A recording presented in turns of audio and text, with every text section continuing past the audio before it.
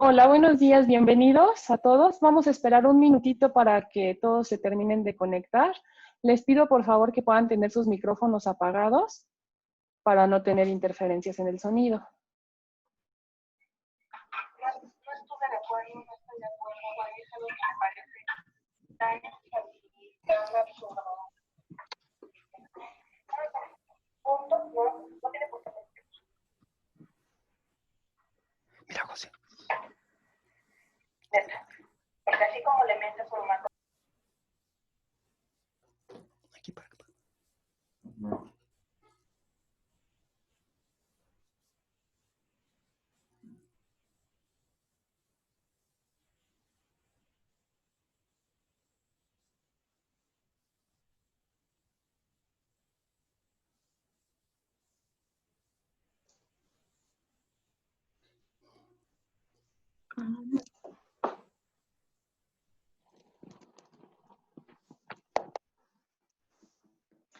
Hola, buenos días.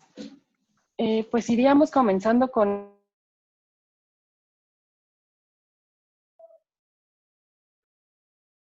No se está escuchando, Pris.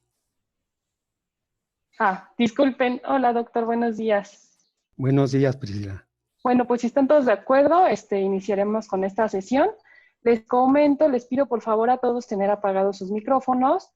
Como sabemos, todo Zoom tiene esta cuestión del tiempo. Las reuniones recurrentes, si llegara a sacarnos, pues nada más les pido a todos volver a ingresar con las mismas cuenta y contraseña para podernos reintegrar. Y bueno, comenzaríamos en este momento. La Universidad Autónoma del Estado de México, a través de la Secretaría de Docencia y la Dirección de Desarrollo del Personal Académico, tienen el honor de realizar este evento con el doctor Fernando García Córdoba, quien abordará el tema de recomendaciones para la asesoría y elaboración de trabajo de tesis. También agradecemos a la Secretaría de Difusión Cultural y a la Casa de la Mora, quienes nos apoyaron con la difusión de este evento. Y bueno, les voy a comentar de manera breve la trayectoria del doctor Fernando. Él tiene varias distinciones, entre ellas fue el mejor alumno en la maestría en metodología de la ciencia, fue miembro del Sistema Nacional de Investigadores del 2000 al 2007 y obtuvo la medalla al mérito docente en febrero del 2015, otorgada por la Secretaría de la Defensa Nacional. En sus estudios es licenciado en psicología por la UNAM. Es maestro en Metodología de la Ciencia por el Proyecto de Estudios Sociales, Tecnológicos y Científicos del Instituto Politécnico Nacional. Es doctor en Psicología Social por la Universidad Autónoma de Madrid, España, y es candidato al grado de doctor en Investigación en Pedagogía en la Universidad Ramon Llull en Barcelona, España. Actualmente es docente investigador del Colegio de Defensa Nacional desde 1989 y es instructor del IDEPA orgullosamente aquí en nuestra universidad. Es asesor en maestría en seguridad nacional en el Colegio de la Defensa Nacional y tiene diversas publicaciones, 13 libros editados por Editorial Limusa, entre ellos la investigación tecnológica, la problematización, el ensayo, metodología de la investigación, autogestión del aprendizaje, investigación documental, la tesis y el trabajo de tesis en las perspectivas cuantitativa, cualitativa y tecnológica, que es el tema que nos ocupa en esta ocasión, y aparte más de 40 artículos de divulgación. Y bueno, aquí tenemos el libro, la tesis y el trabajo de tesis. Este libro del doctor Fernando García Córdoba provee nociones y herramientas esenciales para formular un proyecto de investigación y elaborar un trabajo de tesis. Expone propuestas para que el lector determine el diseño apropiado para su proyecto. Su exposición abarca los conceptos clave que orientan y dan consejos convenientes para formular un proyecto de investigación y el trabajo escrito. El doctor hace uso de su vasta experiencia en el campo de la investigación y lo plasma en cada una de las hojas que integran el libro, convirtiéndose en un acompañante del proceso. Y bueno, sin más preámbulo, damos la bienvenida al doctor Fernando García Córdoba. Muchas gracias, Priscila. Buenos días a todos. Muchas gracias. ¿Sí me escuchan? Sí, se escucha perfecto. Muchas gracias. Voy a compartir entonces la pantalla. Creo que tiene que salir Priscila o ya entro directo.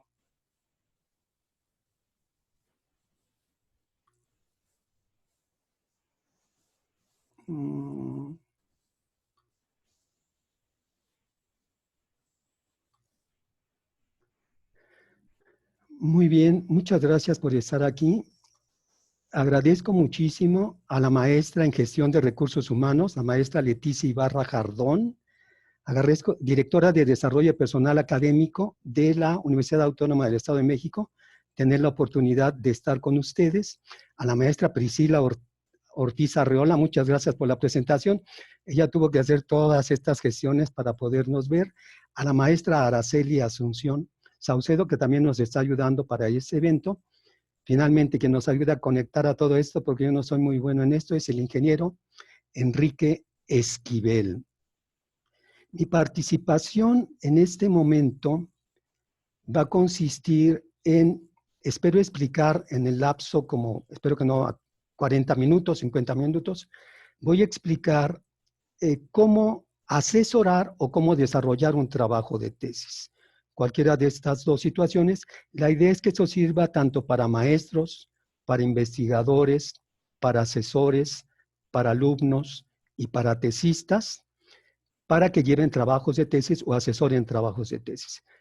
Este discurso que voy a tener con ustedes va a ser eminentemente operativo. No voy a estar muy detenido en lo conceptual, sino más bien voy a estar en el plano operativo de ejecución para que ustedes puedan llevar a la práctica la elaboración o asesoren la elaboración o desarrollo de un trabajo de tesis.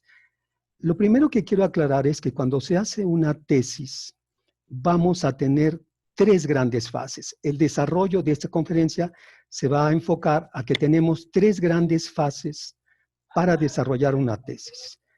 La primera fase, muy importante, es la fase de diseño. La fase de diseño es un momento eminentemente reflexivo, un diseño eminentemente de reconsideración para elaborar el proyecto de investigación. El proyecto en el que se va a decir qué voy a hacer, cómo lo voy a hacer, con qué lo voy a hacer, qué recursos voy a usar, qué etapas voy a seguir. Este diseño va a determinar la realización de toda la investigación. El primer momento es la etapa de diseño.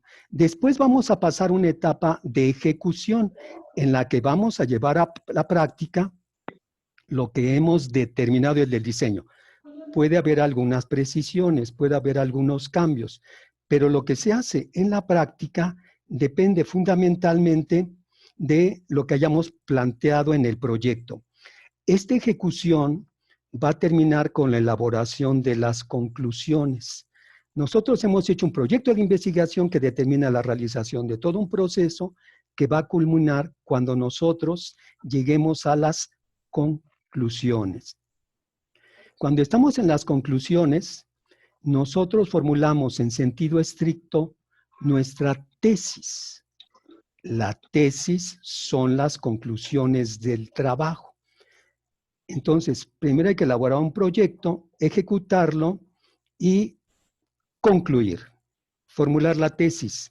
Ir del diseño a la ejecución es lo que llamamos en sentido estricto investigación.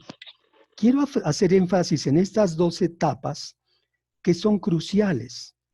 Lo que tenemos que obtener a partir del proyecto y de la realización de la investigación es unas conclusiones que dan respuesta a la pregunta de investigación, unas conclusiones que señalan la condición que presenta, si se acepta, se rechaza o se suspende valoración de la hipótesis, unas conclusiones que describen cómo logramos el objetivo de la investigación.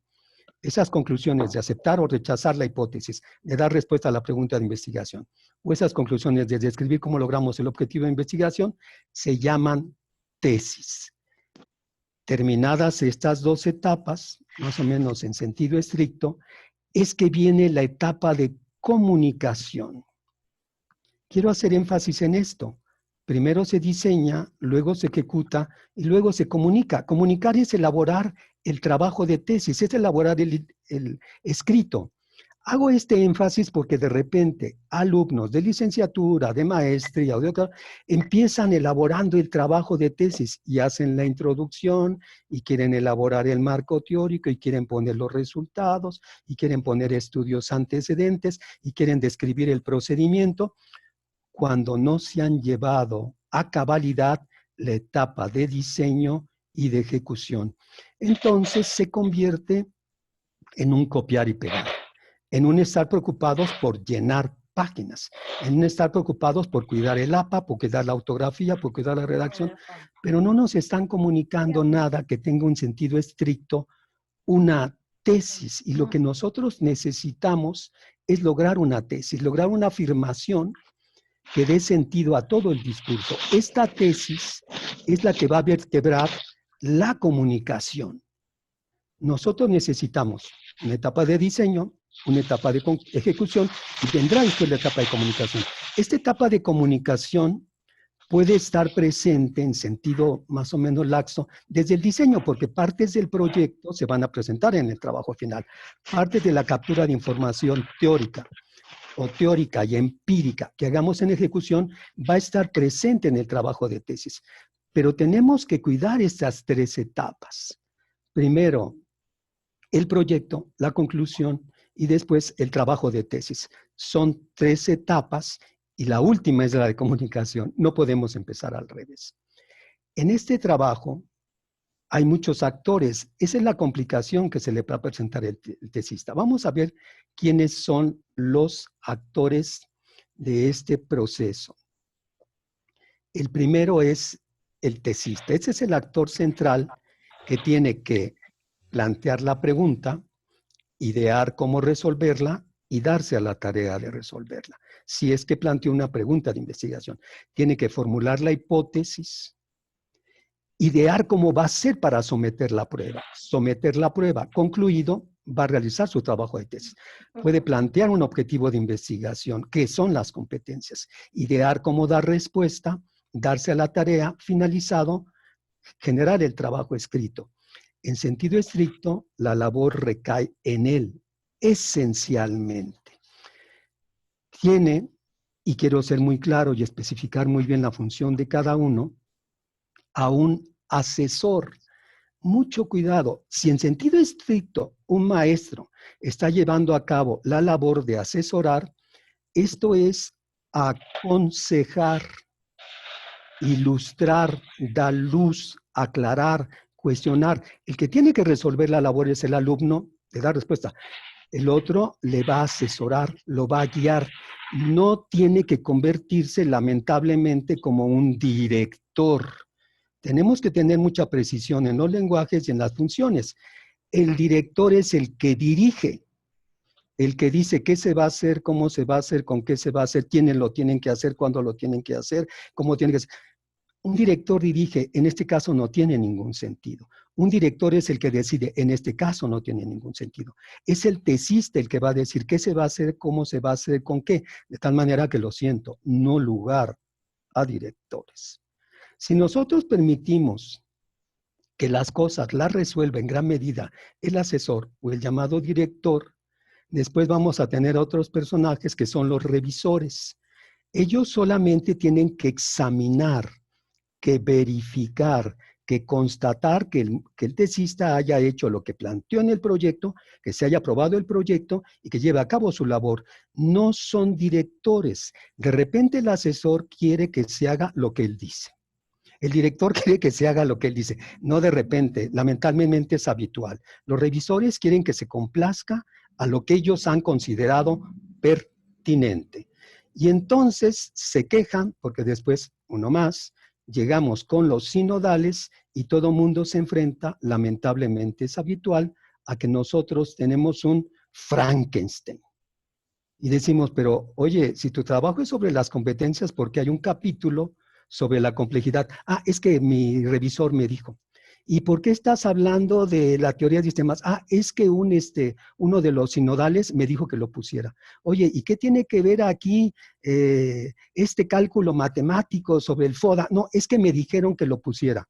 El sujeto hace un Frankenstein porque todo mundo se siente con la libertad de meter mano en lo que es la incumbencia de él, en lo que es su responsabilidad. Los demás tienen que cuidar cuál es su función, cómo aconsejar, cómo examinar, cómo verificar, cómo hacerlo personalmente o hacerlo por escrito. Lamentablemente es habitual el que todo el mundo quiera meter mano. Tenemos que tener claro que este juego y este involucrarse y este decidir de observadores que solamente tienen que acompañar, que solamente tienen que aconsejar, nos está reflejando a la institución, nos está reflejando una falta de coordinación, una falta de claridad de puntos de la institución y el alumno lo libra como le da lugar. El alumno sale con un Frankenstein y luego dicen aquí copió y pegó, no copió y pegó. Trató de complacer las exigencias de todos los que quisieron meter mano en su trabajo. Mi consejo, el primer consejo aquí, es que el tesista tiene que empezar a crecer. El tesista tiene que empezar a ser independiente. Y en una institución, en un ámbito académico, la manera en la que el tesista va a empezar a crecer y va a empezar a ser independiente es cuando empiece a lograr el conocimiento. En la medida que el alumno empiece a conocer su objeto, a conocer a los teóricos de su objeto, a conocer los grandes planteamientos que hay sobre su objeto, a saber y a definir las ideas que ya existen, los planteamientos que ya existen, el tesista empezará a tener su discurso. Él tiene que construir su discurso personal, profesional, para empezar a acotar las acciones del director, del asesor, a partir de dar razones. Cuando le digan, ¿por qué este problema? Él tiene que dar razones teóricas o teóricas y empíricas de por qué ese es el problema, por qué esa es la hipótesis, por qué ese es el objetivo, por qué vas a hacer una investigación puramente documental. Él tiene que dar razones teóricas de por qué va a ser documental, que por qué va a ser una encuesta, que por qué va a ser una observación, que por qué va a ser un experimento. Él tiene que empezar a dar razones. En la medida que el tesista se vaya haciendo de su discurso, en la medida que el tesista vaya dominando el tema, es a partir de dar razones, a partir de irse construyendo como profesional que va a acotar la labor de los otros. De otra manera, hay un incidir de varios actores que confunde al tesista y terminamos, vuelvo a insistir, habitualmente con Frankenstein, en el que decimos esto no tiene ni pies ni cabeza, porque tuvo que complacer a 3, a 4, a 5, que juzgaban qué era lo que era conveniente. Estos actores, como lo he dicho, van a tener su participación en 3 etapas. En esas 3 etapas voy a dividir mis recomendaciones. La primera etapa es la etapa de diseño, la etapa de preparación, la etapa en la que el alumno va a tratar de acotar qué es lo que va a hacer. Va a definir qué va a hacer, cómo lo va a hacer y por qué, en esencia, con otros elementos más, pero él va a definir qué es lo que va a hacer. Con este proyecto de investigación, él va a pasar a la etapa de investigación, ya lo vimos, la etapa de investigación o la etapa de ejecución. Esta etapa vamos a verlo como una etapa de autoformación. Toda la licenciatura, toda la maestría o todo el doctorado han trabajado los maestros para formar al alumno.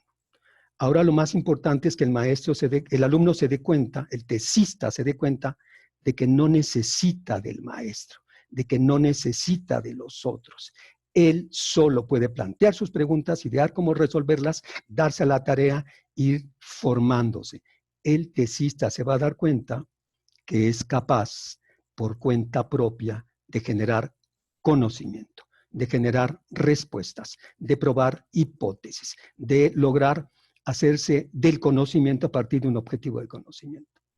Esta es la etapa central, que está determinada por la etapa de diseño. Después vamos a tener una etapa de comunicación, en la que él va a dejarse mirar. Él va a ver que asesores, sinodales, tesistas, lean su trabajo, platiquen con él, para que nos dé cuenta de cómo ha ocurrido este proceso. ¿Ha logrado o no ha logrado, con fortuna, dar respuesta a su pregunta de investigación, señalar la condición de la hipótesis o lograr el objetivo? Las recomendaciones que voy a dar van a estar centradas en estos 3 grandes momentos. Empecemos por la primera. La primera etapa o etapa de... no, me equivoqué, perdón, disculpen, me equivoqué. un clic en sentido contrario, la etapa de diseño. El núcleo de la etapa de diseño, el gran foco, la gran preocupación, es que el alumno logre determinar cuál es la pregunta de investigación. Si el alumno se pregunta qué son las competencias, todo el proceso va a ser determinado por la pregunta. Y si va a leer, si va a encuestar, si va a experimentar, es para saber qué son las competencias. La pregunta determina todo el proceso. Si el alumno plantea una hipótesis, si lo que está haciendo es plantear una hipótesis, el proceso va a estar centrado en determinar si esa hipótesis se acepta, se rechaza, se suspende valoración, se hacen correcciones. Quiero hacer énfasis. La hipótesis no necesariamente se tiene que aceptar. La hipótesis se puede aceptar, se puede rechazar, se puede suspender la valoración. Yo diseñé todo un proceso y no pude concluir por alguna condición. Suspendo la valoración de hipótesis. O puedo hacer correcciones a las hipótesis. La hipótesis es un pre-planteamiento, una pre-respuesta. Cuando sepa que se acepta, obtengo una tesis. Recuerden que la palabra hipótesis tiene un prefijo sub, hipótesis. Entonces, tengo una tesis. Si se rechaza, tengo una tesis, porque tengo razones para decir que es una tesis. Si se suspende la elaboración, tengo razones para decir por qué se suspende y tengo una tesis. Si hago algunas correcciones, logro mi tesis. Entonces, puedo poner una pregunta, una hipótesis, un objetivo. El objetivo, en el ámbito de la investigación, un objetivo es una acción cognitiva.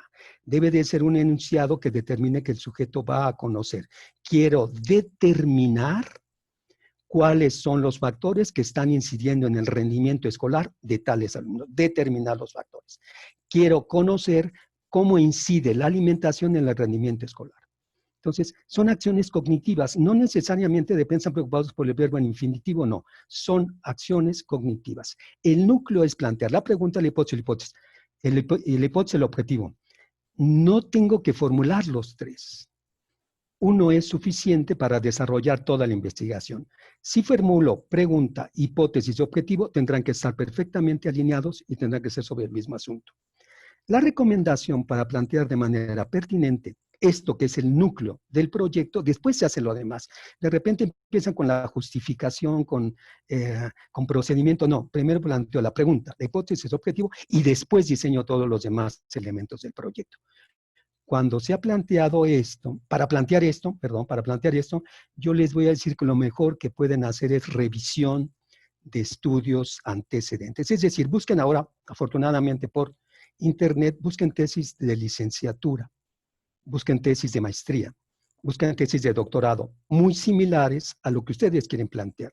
Lean cuidadosamente esas tesis. Vean qué preguntas plantearon, qué hipótesis plantearon, qué objetivo plantearon, cómo idearon hacer esa investigación. El revisar a otros que ya recorrieron el camino les va a permitir con mayor precisión plantear su pregunta, su hipótesis y su objetivo. ¿Sí queda claro? Entonces, lo primero que tienen que hacer es revisar estudios antecedentes. De repente, los alumnos, de su experiencia, que a veces es muy pequeña, que tienen medio año, un año, haber dado clases poco tiempo, si son maestros o poco tiempo de práctica, quieren plantear un proyecto de investigación. No se puede hacer porque generalmente es una mirada muy superficial, un poco ingenua, un poco, de repente hacen planteamientos difíciles que no se pueden hacer, es un poco ingenua. Mirar a los otros, mirar a los que yo recorrí en el camino, en licenciatura, en maestría o doctorado, permite hacerlo con mayor claridad. Esta pregunta, esta hipótesis y este objetivo debe de reunir ciertas condiciones. El planteamiento de la pregunta debe de ser pertinente, no lo olviden.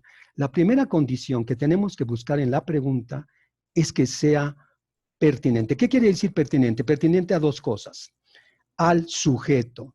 El sujeto, el alumno que plantea la pregunta, tiene que hacer una pregunta pertinente a sus condiciones, a sus particularidades. Si el sujeto es muy bueno para la teoría, que haga un planteamiento teórico. Si el sujeto es muy bueno para aspectos históricos, haz un planteamiento histórico. Si es muy bueno para matemáticas, haz un planteamiento matemático. Entonces, que aproveche sus cualidades, que sea pertinente al ámbito donde se va a presentar. Si está en una maestría en Arquitectura tiene que ser pertinente esa maestría. Si está en un doctorado en educación, tiene que ser pertinente la educación. Es habitual que de repente dicen, voy a estudiar el estrés en docentes, porque estoy en una maestría en educación. Estudiar el estrés en docentes no es una tesis de educación, es una tesis de salud o de psicología o de medicina. Tiene que ser pertinente al ámbito donde se presenta. Entonces, el planteamiento tiene que ser pertinente al sujeto y al contexto, relevante. Relevante respecto de la realidad, si voy a hacerlo con una realidad, con una escuela, con una empresa, con una asociación, con un grupo, ese tema que yo voy a estudiar debe de ser muy importante para esa realidad, dadas sus condiciones, o dado un campo de conocimiento debe de ser algo que destaque, no necesariamente muy difícil, pero algo sí que sea relevante en eso, no algo que no sea trascendente y que no vaya a impactar un poquito, aunque sea significativamente. Con mayúscula tendría que ponerse viable. Viable quiere decir que si yo hago una pregunta, una hipótesis, un objetivo, esto debe de poder solucionar en un año, año y medio, 2 años. Si estoy haciendo algo que requiere más tiempo, no es viable, estoy siendo fuera de lugar. Y una palabra importante, avieso. Avieso quiere decir que la pregunta debe de desconcertar al alumno. El primero que debe de verse extrañado con la pregunta es alumno, avieso, que desconcierta al sujeto, que quiere saber por qué está pasando esto, qué significa competencias. Las competencias se estimulan, se desarrollan, se activan, se incentivan, ¿sé qué?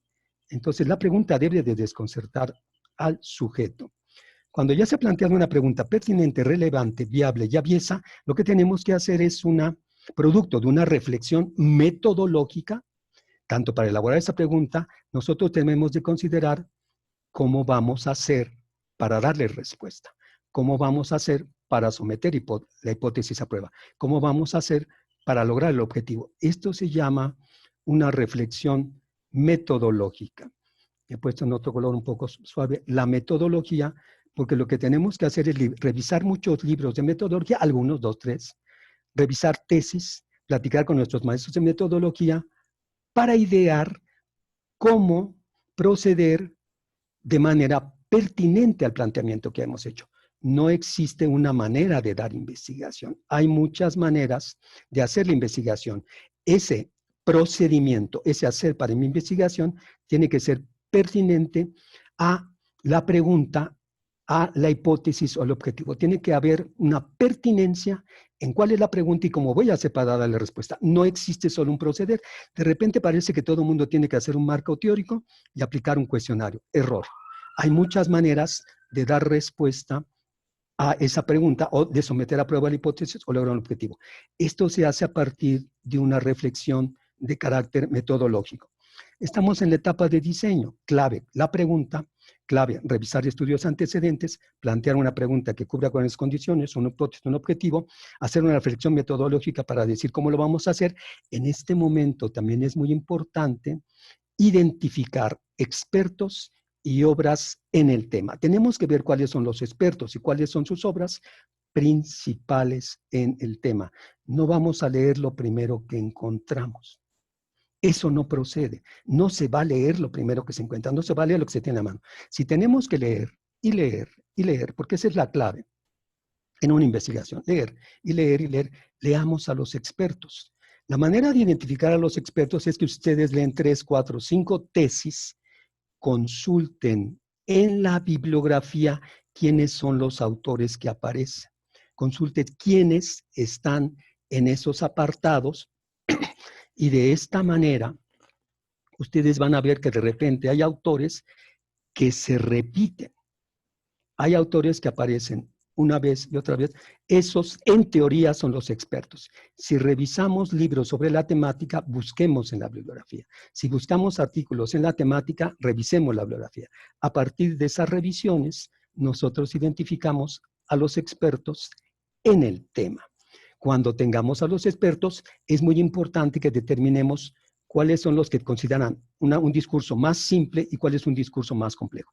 Estos expertos deben ser leídos de lo simple a lo complejo, pero lean fundamentalmente a los expertos. No lean de repente libros con los que se dio instrucción, que son libros en los que se hace una revisión muy superficial o muy ingenua de los planteamientos expertos. Entonces hay que identificar a los expertos desde la etapa de diseño y después integrar en completitud el proyecto. La clave es en la pregunta, la hipótesis y el objetivo. Cuando hemos planteado eso, nosotros integramos el proyecto. Estamos en la etapa de diseño.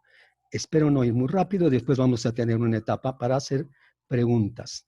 La primera es la etapa de diseño. Elaboramos el proyecto, conformamos el proyecto, que es un recurso muy importante. La palabra proyecto habla de definir algo que se va a hacer a futuro, precisar qué vamos a hacer. Después vamos a pasar en sentido estricto al momento de investigación. Revisores, directores, asesores, lo que tienen que hacer es acompañar en la lectura de lograr el conocer, pero es el alumno el que va a conocer. Es el que nos tiene que ir diciendo qué es lo que va sabiendo, qué es lo que va comprendiendo, qué es lo que va encontrando, qué va ocurriendo con su pregunta. ¿Se va dando respuesta o no se va dando respuesta? ¿Qué va ocurriendo con esa hipótesis? ¿Va logrando o no logrando su objetivo? Nosotros tenemos que acompañar, ilustrar, dar luz, cuestionar, pero el que tiene que llevar el proceso es el preocupado por lograr saber. Una clave del proceso de investigación, una primera recomendación que yo haría es que el tesista tiene inicialmente que conceptuar tentativamente su objeto en estudio. Él va a estudiar la sustentabilidad. Demos un ejemplo. Si él va a estudiar la sustentabilidad, yo le sugiero que revise diccionarios especializados del área, que revise diccionario de la Real Academia, que revise diccionarios etimológicos, para empezar a tener una idea tentativa de qué es la sustentabilidad. Después, en artículos especializados, en libros especializados, en documentos de expertos, él trate de encontrar, antes de leer todo el documento, cómo definen los autores sustentabilidad.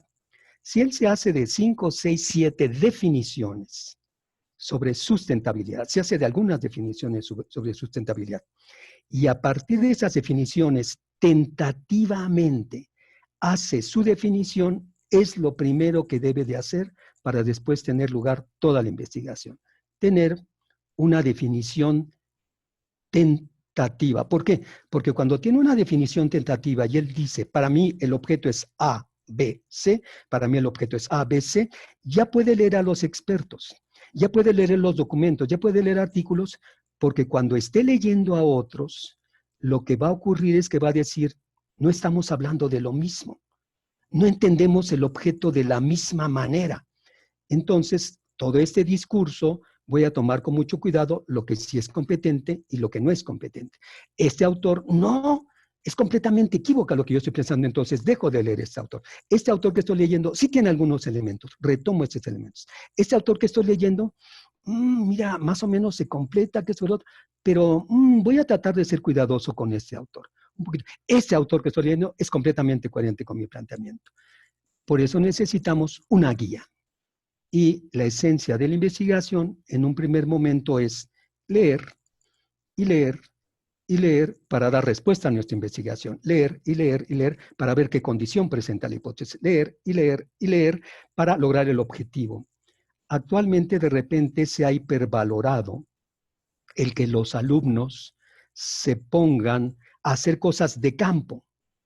En lugar, ya sea de un experimento, una encuesta, una observación, algún trabajo en laboratorio, alguna prueba con algún método, en lugar de leer a los expertos. Si ellos primero leen a los expertos, van a acceder a años de conocimiento, van a acceder a mucho tiempo de trabajo, a una gran experiencia. Si yo leo 5 o 6 artículos expertos que tienen en la bibliografía 10, 15, 20 referencias y me dedico 3, 4 meses a estudiarlos, he accedido a unos 20, 30 años de experiencia. En cambio, creen que estando medio año en el campo van a lograr más conocimiento. No, lo que tenemos que hacer es leer y leer y leer críticamente para después, en su caso, llevar a cabo la investigación empírica. Uno de los grandes investigadores del mundo, Pasteur, decía, la observación en la realidad tiene que ser ilustrada. Observo de manera ilustrada. Tengo todo un bagaje detrás que me permite mirar y saber lo que estoy mirando. Si no tengo todo un bagaje detrás, a partir de la lectura de expertos, no voy a mirar demasiado en la realidad. Entonces, leer críticamente para, en su caso, llevar la investigación empírica. No necesariamente tiene que haber una investigación empírica. Hay grandes trabajos de carácter documental. Podemos ver la obra enorme de Marx, que eminentemente es un trabajo de carácter documental. Después de leer la investigación empírica, hasta conformar el discurso personal. La investigación termina cuando el sujeto ha construido un discurso de él para dar respuesta a la pregunta de investigación, porque ese es el núcleo, la respuesta a la pregunta. Cuando el sujeto, a partir de lecturas y de trabajos de campo, de empírico, de laboratorio, de observación, de experimentación, de medición, dice la condición de la hipótesis. En ese momento ya tiene un discurso para decir qué pasa con la hipótesis. O cuando el sujeto, a partir de sus lecturas y de experimentos o de actividades de carácter empírico, logra el objetivo. En ese momento, el sujeto ya tiene todo un discurso, toda una explicación, toda una teorización, toda una conceptualización para decir que ha logrado decir qué son las competencias. Es en el momento en el que él tiene su discurso personal, en el momento que nos puede explicar, en el momento que puede dar respuestas a preguntas de investigación, en el momento que puede señalar la condición de la hipótesis, en la que el sujeto va a pasar a la etapa de comunicación. Entonces sí empiezo a escribir. Si lo ponemos a escribir antes, copia y pega, copia y pega. Y entonces el alumno nos dice, ¿qué tengo que hacer? Tu primer capítulo. Y luego nos dice, ¿cuántas páginas mínimo? 20. Pues está preocupado por llenar 20 páginas, por llenar 30 páginas. Y que aparezcan citas, ya aparezcan citas. Y que aparezca pies de página, ya aparecen pies de página. Y que aparezcan los nombres de los teóricos y cuide la... Él está preocupado por eso. Él tiene que estar preocupado por generar su discurso personal, profesional, por lograr el eureka. Cuando el sujeto dice lo encontré, cuando el sujeto dice lo sé que es cierto, o sé que es falso, o sé que estaba equivocado, o sé que tengo que hacer precisiones, este discurso es el que va a dirigir desde el título hasta las conclusiones, la elaboración del trabajo de tesis. Todo el discurso nos va a decir cuál es la respuesta a la pregunta de investigación. Ese es el gran núcleo. Todo el discurso nos va a decir cuál es la condición de la hipótesis. Esa es la gran preocupación. Todo el discurso nos va a decir cómo he logrado el objetivo y cuál es el objetivo. No hay lugar para otra circunstancia. Es el eureka, ese gran deseo de compartir, de comunicar, de informar lo que he logrado, la que da lugar a hacer un escrito, la que da lugar a elaborar artículos, la que da lugar a dar conferencias, la que da lugar a hacer talleres, la que da lugar a enseñar, pero está dirigido por el eureka. Si el alumno no tiene nada que decir de él, no tiene por qué hacer un comunicado, solo llenará páginas. Ya lo dijimos, da respuesta a la pregunta, señala la condición de la hipótesis o nos explica a lo largo del objetivo. Este discurso que va a presentar el alumno tiene que tener una gran condición. Recuerden que en el ámbito académico, una de las grandes condiciones para elaborar una tesis es hacerlo con argumentos. Es decir, el sujeto va a dar razones de carácter teórico o razones tanto teórico como empírico de por qué está diciendo eso.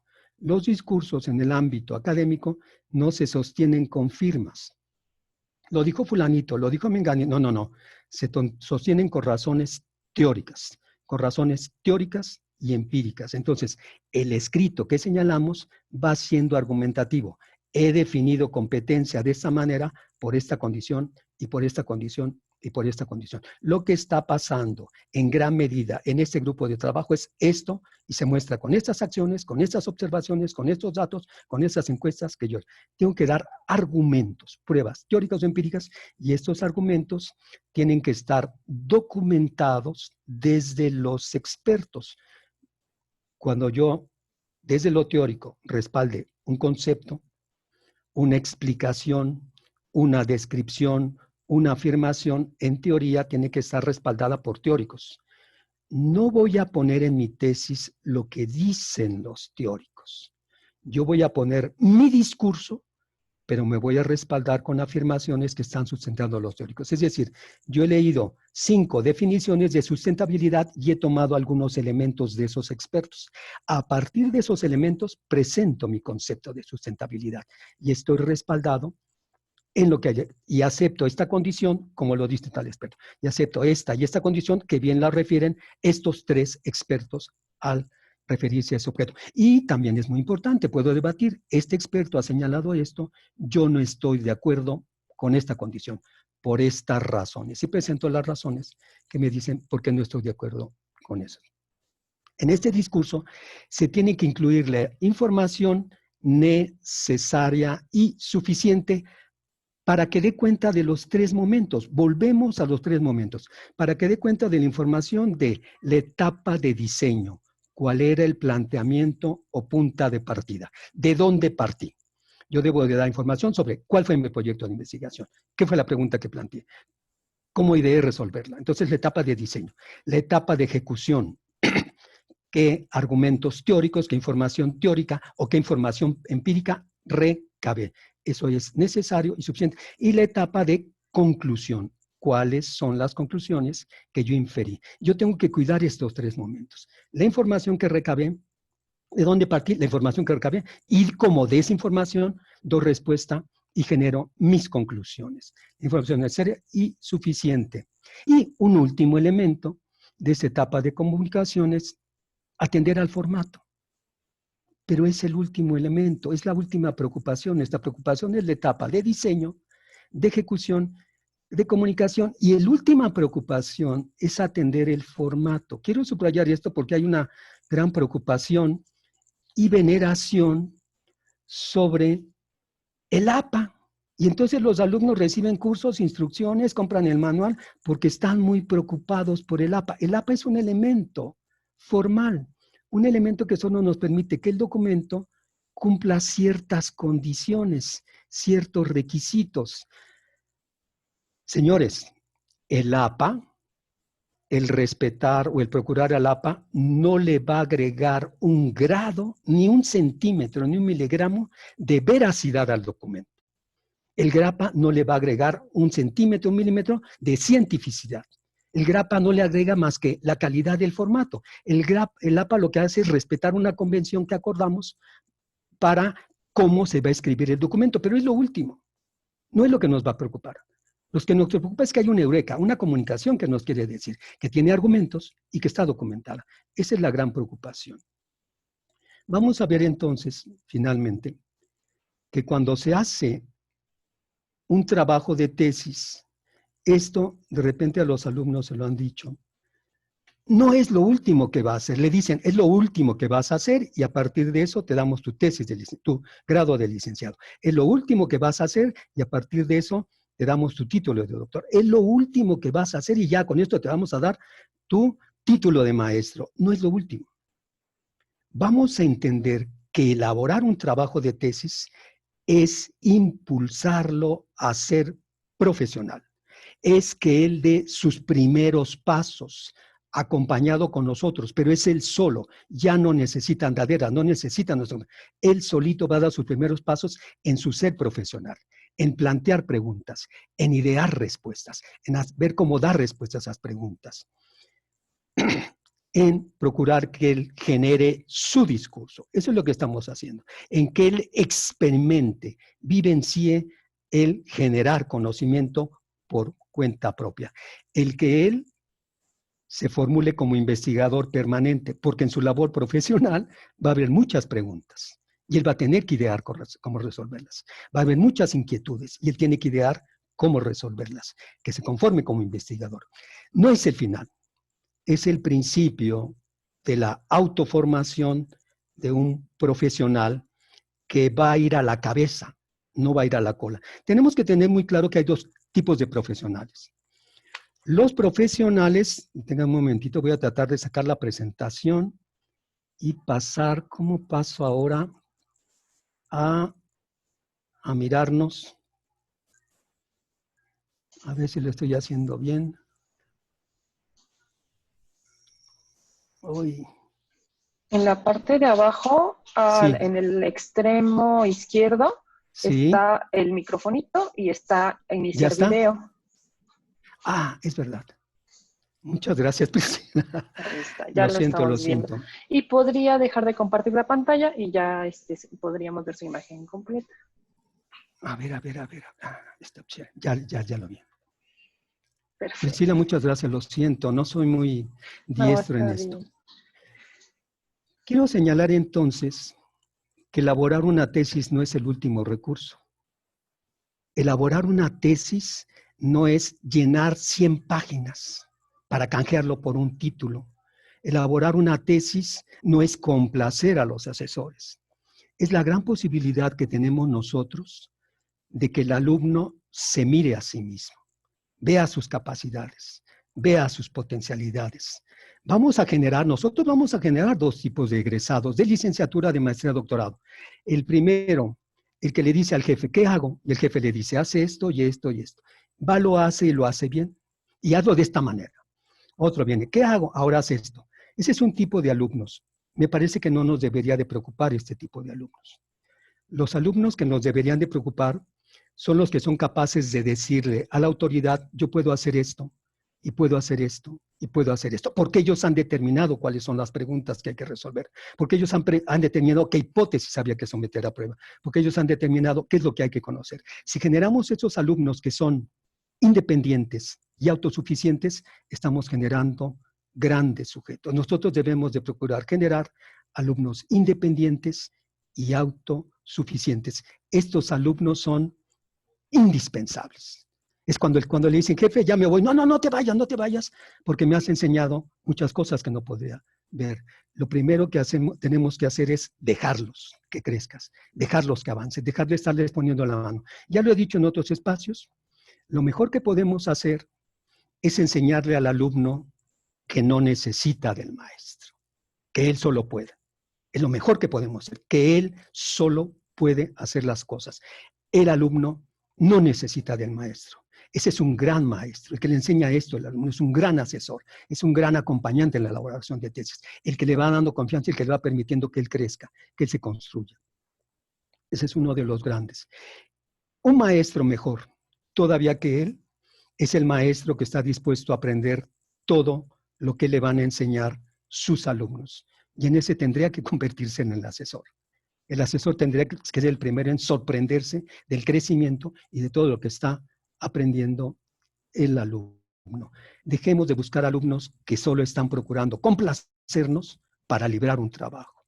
Vamos a aplaudir, vamos a abrazar, vamos a festejar a los rebeldes, a los que no están de acuerdo con los que dicen los teóricos, a los disidentes, a los que dicen, no maestro, no tengo que hacer una encuesta, yo lo que tengo que hacer es un experimento. Al que dice, no maestro, aquí no voy a manejar hipótesis, yo solamente me voy a guiar por la pregunta. No maestro, ese es un trabajo eminentemente teórico, yo no tengo por qué hacer una encuesta. A los inconformes, ellos tienen muchísimo que enseñarnos. Son ellos los que van a abrir los grandes campos de conocimiento y son ellos los que van a aportar para que todos construyamos una gran nación resolviendo pequeñas preguntas, poniendo a prueba pequeñas hipótesis, logrando pequeños objetivos. Bueno, esta es un poquito la idea de una primera plática, una primera exposición sobre lo que yo entiendo, la elaboración de la generación de una tesis, el papel del asesor, del director, del tesista, de los sinodales y los de los revisores. Es como dar el pie para que después vengan todas las preguntas que con mucho gusto trataré dentro de lo posible de dar respuesta. Muchas gracias por su atención. No sé cómo Muchas gracias, procedemos a doctor. Sí, Priscila, iniciaremos gracias. con la sesión de preguntas y respuestas. Si les parece, para que sea una forma ordenada, podrían levantar la mano en el mismo sistema, en la sección de participantes, hasta abajo, en el extremo derecho, está levantar la mano. Esa es una, y quienes no tuvieran este micrófono, pueden hacer su pregunta directamente en el chat. Creo que tengo 23 preguntas en chat, ¿no? Son comentarios, Bueno. aún no tenemos preguntas.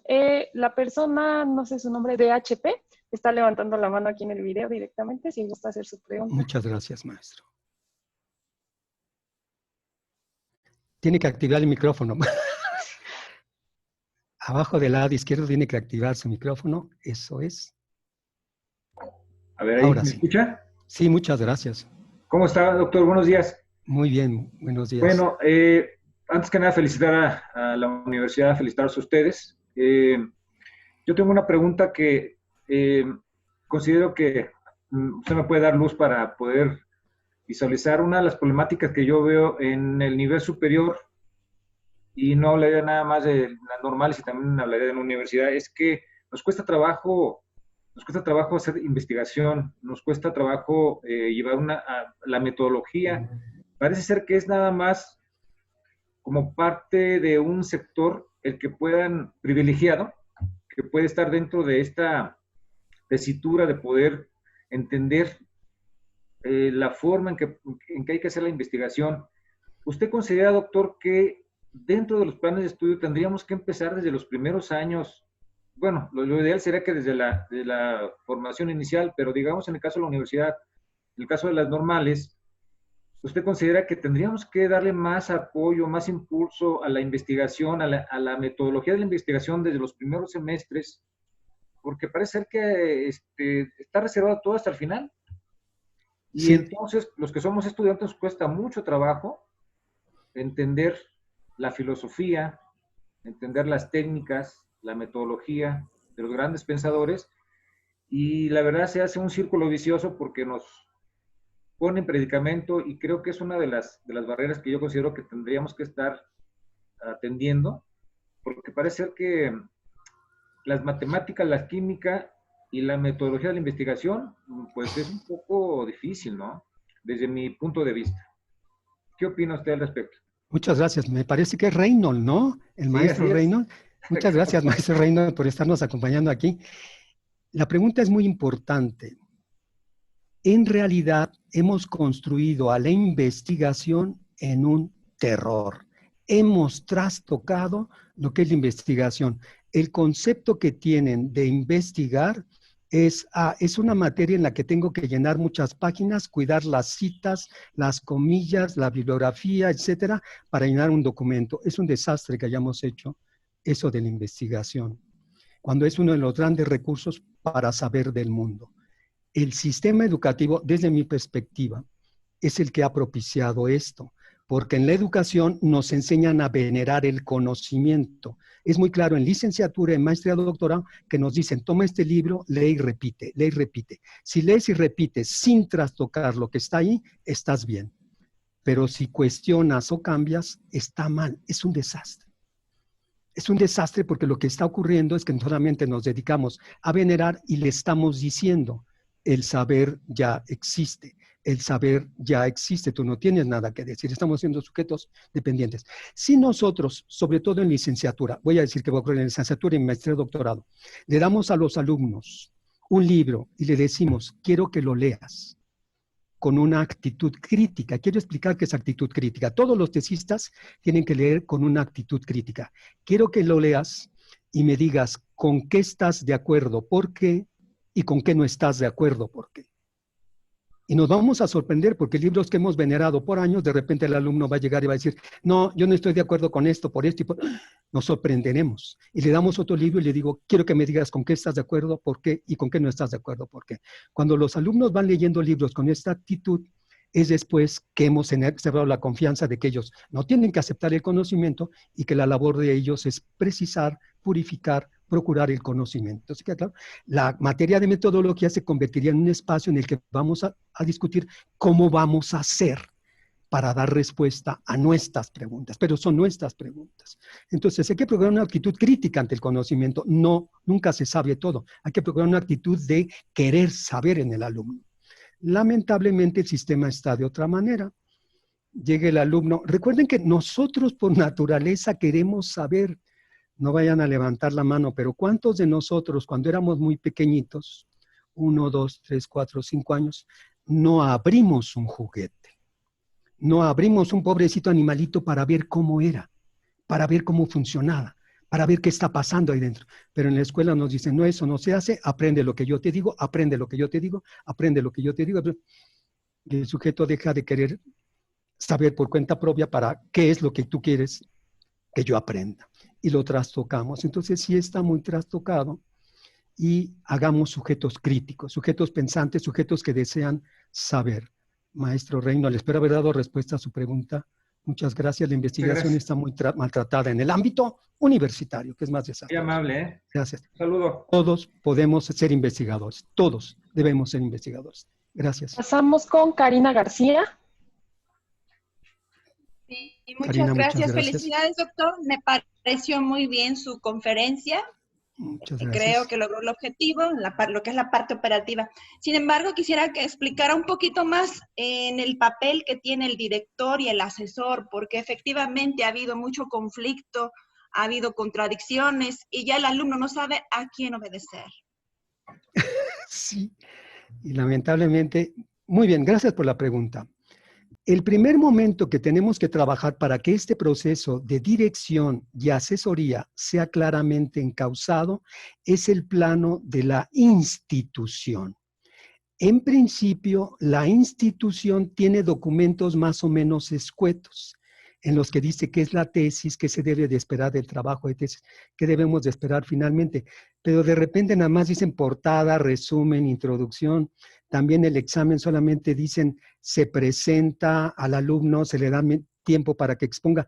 Estos papeles es lo primero que yo indicaría que trabajáramos. En esos papeles tenemos que aclarar que la labor del asesor no me gusta la palabra de director, que la labor del asesor es aconsejar. Mira, lo que estás planteando va a ser muy complejo. No se peleen porque de repente los alumnos llegan con cosas enormes. No tenemos que pelearnos. Es clave, hágame caso. De repente llega un alumno con una pregunta enorme, complicadísima. ¿Qué efecto tendrán las competencias ante el nuevo modelo educativo desde una perspectiva de la nueva educación mexicana, una mirada epistémica hermenéutica? ¿Cómo crees? No se peleen con él, dile, ve a ver qué tesis hay. Busquen licenciatura, busquen maestría, qué tesis hay sobre las competencias. Cuando él empieza a revisar las tesis, se da cuenta que los planteamientos son pequeñitos. La mayoría de repente siguen habiendo planteamientos despistados, que son muy concretitos, y él solito cae en cuenta de que está planteando una cosa enorme. Si él si no cae en cuenta y sigue planteando una cosa enorme, nosotros solo lo acompañamos, lo aconsejamos a ver quiénes son los expertos, porque tienes que leer a los expertos. Un alumno que hace una tesis tiene que identificar al experto. La labor del asesor es decir quiénes son los expertos. Ah, es que va a ser sobre el nuevo modelo educativo, sobre la nueva escuela mexicana, sobre cómo, ¿qué crees? Que tienes que ver quiénes son los expertos del nuevo modelo educativo, que tienes que ver quiénes son los expertos de la escuela mexicana, que tienes que ver quiénes son los expertos en epistemología, que tienes que ver los expertos en hermenéutica, si es que ya me dirás si vas. Y no solo tiene que identificar a los expertos, tiene que leerlos y reconocer los matices o las diferencias entre ellos. Esa es una situación muy compleja. Nosotros no tenemos que pelearlos, aconsejarlo, ilustrarlo para que él solito se vaya dando cuenta de que lo que ha planteado es muy complejo, lo que ha planteado es muy difícil. Entonces, el asesor solo aconseja, ilustra, posibilita que el otro se dé cuenta de lo que está ocurriendo. Pero esto debe de estar acotado desde los documentos, porque luego vienen y dicen, no, en este papel dice que yo puedo, que yo debo, que... No, vamos a sentarnos y a tener reuniones para aclarar cuál es la función de cada uno. Yo solo aconsejo la lógica del asesor, aquel que aconseja, aquel que posibilita que el sujeto se ilustre. Eso está muy complicado, pero intenta. Y nuestra preocupación central del asesor es todo lo que hagas tiene que ser para dar respuesta a la pregunta. Todo lo que hagas tiene que ser para aceptar, rechazar o suspender valoración de la hipótesis. Todo lo que tú hagas tiene que ser para lograr el objetivo. Esta es la clave. ¿Sí queda claro? Todo lo que haga el alumno es para dar respuesta, para probar la hipótesis o para lograr el objetivo. No tiene nada más que hacer. Y si empieza a hacer algo que no tiene caso, tenemos que acotarlo. Una recomendación que no tengo que olvidar, que la da mi peluquero, es que el clave para el asesor es que identifique cuáles son las potencialidades del alumno y aproveche esas potencialidades. ¿Cuáles son las limitaciones? No las expongas. ¿Sí queda claro? aprovecha las potencialidades, no expongas las limitaciones, trabaja en ese sentido. Y los asesores van a tener la misma labor de mi peluquero, de recortar y recortar y recortar y recortar para que la pregunta sea pequeñita. Mi peluquero dice, siempre es preferible, no lo olviden, señores asesores o señores tesistas, siempre es preferible pocos pelos, pero bien peinados. ¿Sí queda claro? Y no que de repente quieren hacer cosas muy complejas, muy amplias. El alumno tiene que centrarse en una pregunta pequeñita, que son las competencias. ¿Qué debemos entender por nueva escuela mexicana? Eso ya es complicadísimo. En el momento que procuramos recortar y recortar y recortar para que la pregunta sea pequeñita, él puede ver con mayor profundidad su objeto en estudio. Estoy hablando en una lógica cuantitativa, en una lógica cientificista. En la lógica cualitativa va a tener otra situación. Y en la lógica tecnológica, que también existe, es otra la situación. Muchas gracias, maestra. Karina, espero haberle dado respuesta a su pregunta. Gracias, doctor. Tenemos una pregunta ahora de Cristian M. Hola, doctor Fernando. ¿Qué tal? Buenos días a todos. Gracias, buenos días. Bueno, antes que nada, pues mencionarle que me parece excepcional la forma en la que usted observa el ámbito de la investigación y educativo en general. Me ha parecido muy buena su plática, en verdad. Y creo que es definitivamente algo que se necesita implementar en muchos centros universitarios. Con respecto a esto y a su consideración, ¿usted qué piensa de cómo podemos hacer ver a los docentes que no son apasionados de la investigación, que desgraciadamente los hay y los hay muchos, y que aún ven la tesis simplemente como una obligación sin gusto, como un simple requerimiento, porque realmente hay muchos, y lamento decirlo, pero conozco a muchísimos doctores que simplemente asesoran tesis porque es un requerimiento para ellos, que al año tengo que hacer 4 tesis, de que no me interesa, pero sácala. Sí. O son reacios incluso al cambio de las nuevas modalidades de investigación, lo cual he notado que dejan a muchos alumnos que están motivados por la investigación a abandonarla. Entre paréntesis, muy rápido, mi caso, yo acabé mi maestría, quería estudiar mi doctorado, creo que no conocía a los investigadores indicados y al final abandoné eso y me fui a trabajar a empresa. Porque se me hizo más fácil y realmente no considero yo como que la motivación o lo que usted está comentando aquí, ¿no? Como para motivar más a los alumnos a ser investigadores, que nos hacen mucha falta, ¿no? Y sobre todo, bueno, también aceptar estos nuevos modelos de investigación, como caso común lo que usted comenta, lo del APA, ¿no? Que hay mucha gente que todavía está muy reacia a cambiar esa parte del APA y casi... Si el APA está bien, te pasan. Y si no está bien, aunque tengas un buen tema de investigación, y eso te truenan. Entonces, ¿usted cómo piensa que se puede ir implementando este nuevo modelo en los centros? Gracias. Muchas gracias. Gracias, Cristian. Es muy importante lo que te has dicho. Estamos en un equívoco. Haré énfasis en que todos podemos ser investigadores. Todos somos investigadores. Las instituciones, el Politécnico, la UNAM, DGESPE, el CONACYT, equívocamente nos han hecho creer que si tienes maestría o si tienes doctorado ya eres investigador. Falso. Hay muchos que tienen doctorado. Ve y diles al CONACYT, ¿cuántos doctores hay en el país? Millones. ¿Cuántos están en el Sistema Nacional de Investigadores? Como 14,000. Me parece que le fallan las cuentas. Parece que entonces no todos son investigadores. De acuerdo. Y lo creemos. Entonces, lo primero que tenemos que reconocer es ¿qué es un investigador? Un investigador, como bien lo preguntaba el maestro Reynón, es aquel que quiere saber por cuenta propia. Entonces, tú, mi estimado Cristian, no te preocupes por saber para satisfacer a otro. Tú procura dar respuesta a tu pregunta. Y encárgate de dar respuesta a tu pregunta. Y te metes una maestría o te metes un doctorado y la pregunta tiene que ser tuya. Y la inquietud tiene que ser tuya. Entonces tú planteas tus preguntas y tú te pones a leer, a investigar, a cuestionar, a reflexionar. El investigador es el sujeto que quiere hacerse del objeto. Esto es hermoso. El investigador quiere poseer el objeto, quiere saber del objeto. Lo increíble es que es el objeto el que acaba poseyendo al sujeto. Y entonces aquel sujeto que quería saber de la sustentabilidad, todo el tiempo trae en la cabeza a la sustentabilidad.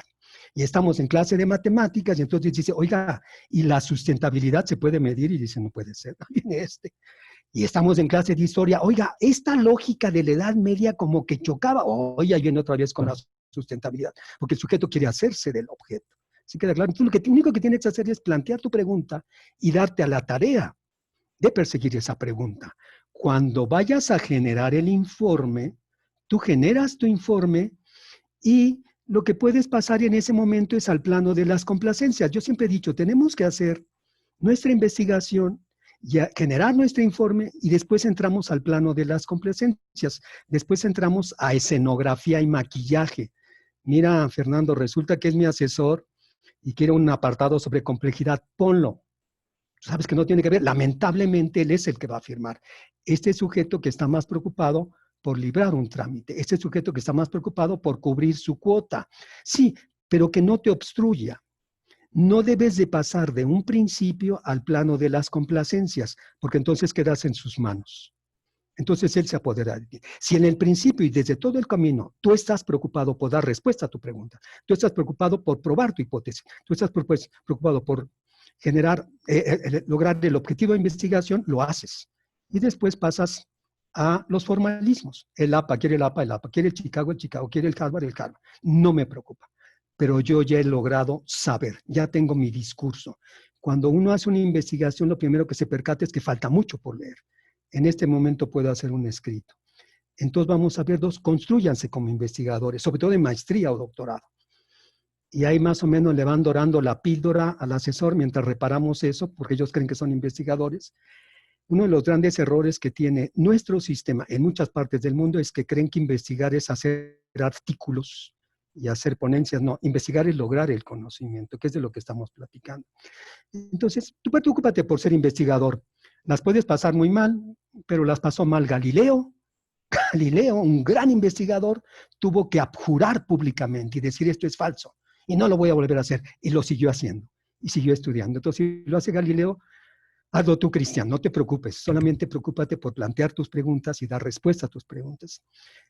Yo les he dicho que hay muchos que deberían de ser más doctores que otros que tienen el título. Tú te puedes construir en uno de ellos. A la hora de trabajar, mientras no sea en el ámbito académico, a nadie le preocupa los grados. Le preocupa lo que sabes de tu objeto, el discurso que tienes tuyo de tu objeto.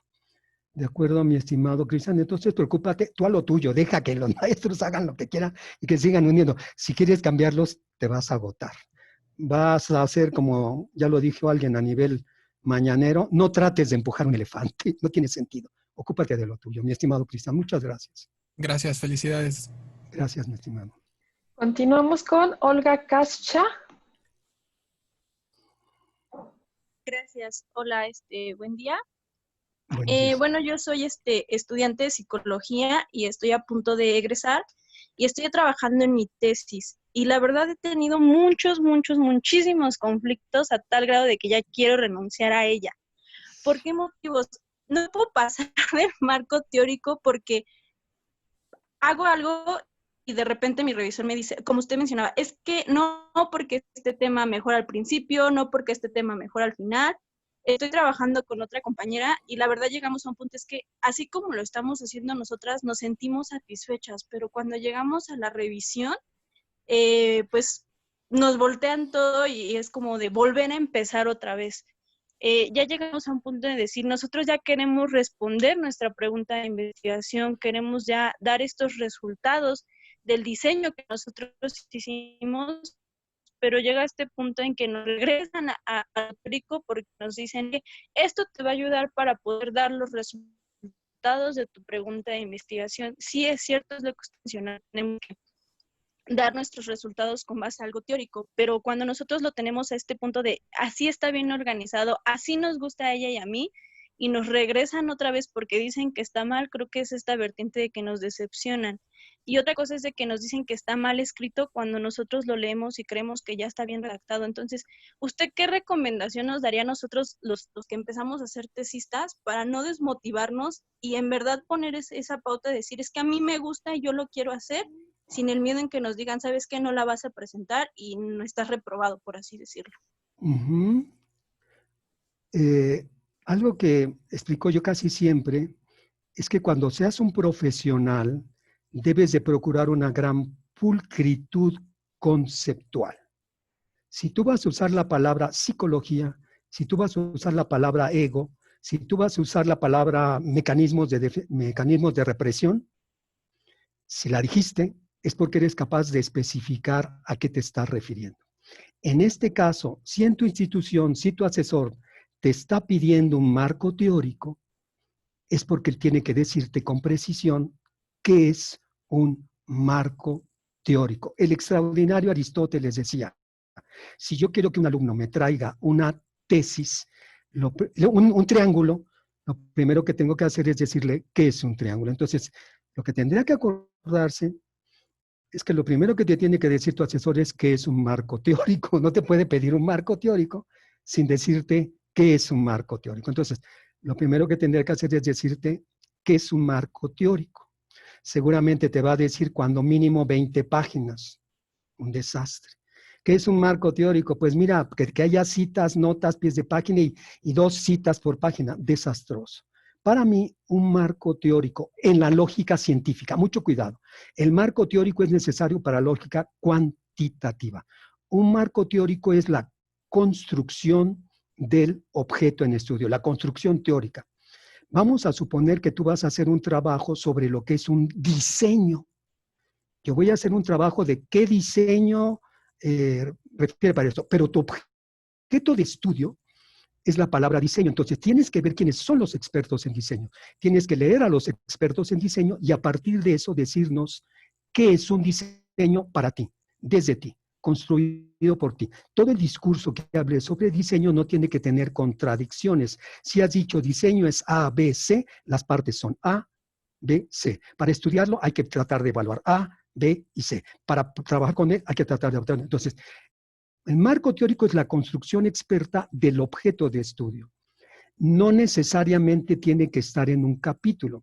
Si tú estás trabajando sobre diseño, el diseño, la palabra diseño aparece desde la portada hasta la última página, hasta la bibliografía se habla de eso. Entonces, el marco teórico en sentido estricto está en todos lados, pero hay un capítulo que se llama diseño o lo que sea. Este capítulo, tú tienes que procurar ver cuál es el todo de ese objeto. Aquí entra el maravilloso método analítico. Diseño es A, B, C. Pues, ¿qué crees? Que cuando hables en ese capítulo tienes que decirnos qué es A, qué es B y qué es C. Y eso es diseño. Nos tienes que dar definición y explicar cada uno de esos. Es que voy a hablar del diseño y cómo desarrollarlo. Ah, pues entonces habla de A, B, C y cómo desarrollarlo. Las subpartes o subapartados de un capítulo se determinan a partir de ver cómo lo han hecho los expertos. Yo leo a un experto que habla sobre diseño y veo qué apartados ha hecho. Busco otro experto que habla sobre diseño, veo qué apartados han hecho. Y a partir de lo que han hecho ellos, digo, yo voy a hablar de este y este apartado. Y cuando te digan, ¿por qué lo haces así? Porque si usted lee, este experto hace esto, pero este experto hace esto, y yo he decidido que lo voy a hacer allí. Entonces, me apoyo en los expertos para decir cómo lo estoy haciendo. Tú nos hablas, mi estimada Olga, de la exposición del discurso. Todo discurso, un capítulo, toda la tesis debe de procurar un criterio de exposición. Entonces, tú quieres hablar de diseño y tú dices, voy a hablar de estos apartados 1.1, 1.2, 1.3, las subdivisiones de 1.3, 1.4, 1.5. Antes de desarrollarlos y cuando los estás enumerando, tú debes de considerar cuál es el criterio de exposición y decir, voy a ir de lo general a lo particular, o voy a ir de lo particular a lo general, o voy a ir de lo confuso a lo claro, o de lo claro a lo confuso, o de lo anterior a lo actual, o de lo actual a lo anterior. Simplemente establece cuál es el criterio en el que vas a exponer tus ideas. Y cuando te diga la maestra, esto está mal, lo he hecho de esta manera porque me apoyé en los expertos que ocupan estos apartados y he procurado un criterio de tiempo, de lo anterior a lo actual. Es por eso. Entonces, recuerda, ustedes irán creciendo, me gusta la pregunta que hace Olga, en la medida en que tengan razones teóricas o empíricas de por qué están haciendo así las cosas. Y tu maestra dirá, ah, muy bien, lo estás haciendo bien.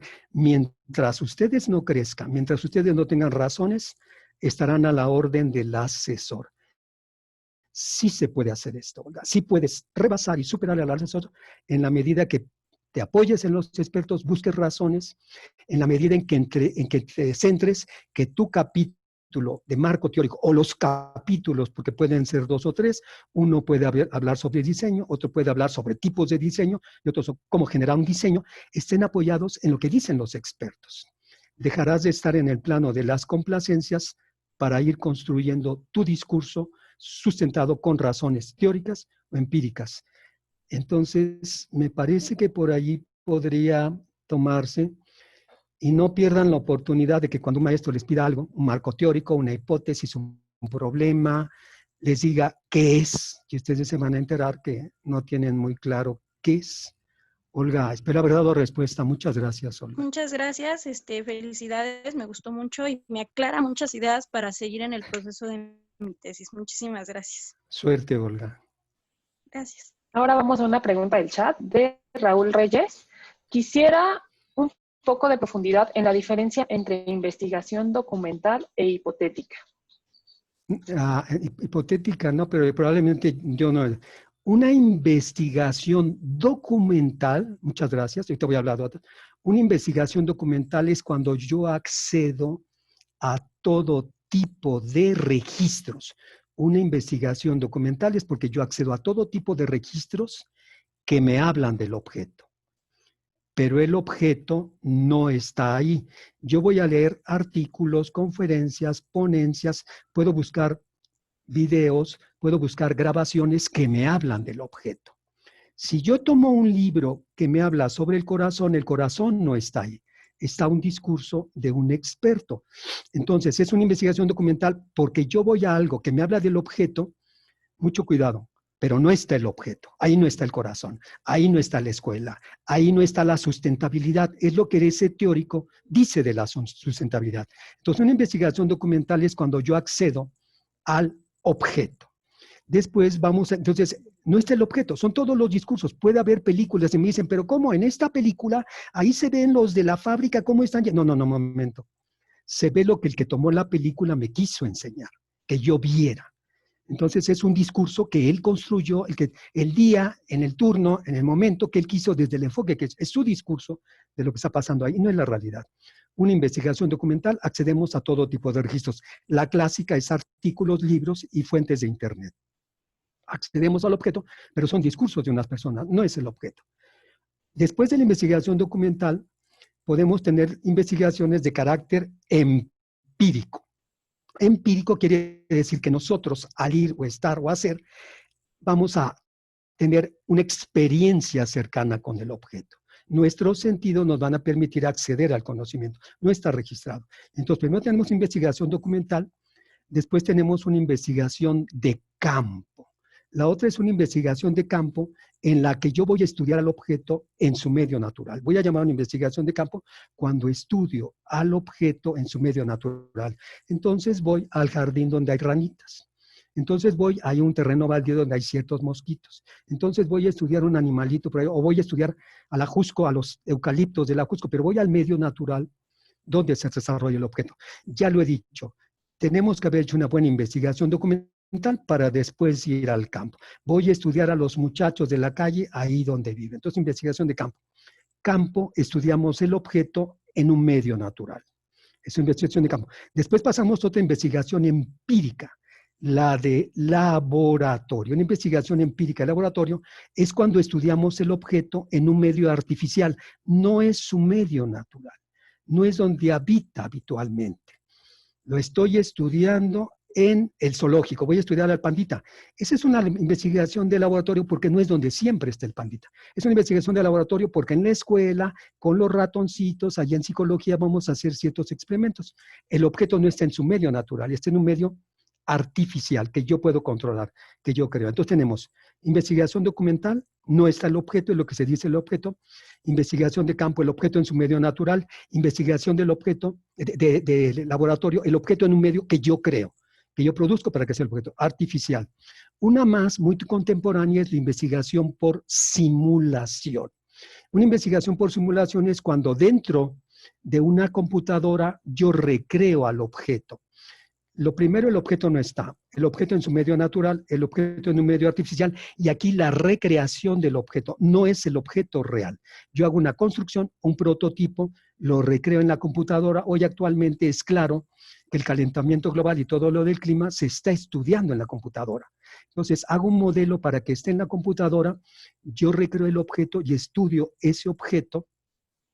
En la computadora es una investigación por simulación, no es el objeto, es una recreación del objeto. También puedo hacer un prototipo o un modelo a escala y estudiar el objeto. Entonces, estas tres últimas son investigaciones de carácter empírico. Yo voy a estar cerca y voy a tener, a través de mis sentidos, contacto con esta experiencia para poder adquirir el conocimiento.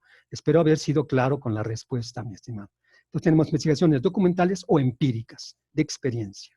Priscila, muchas gracias. Ahora tenemos una pregunta de Eriobet Vargas Hernández.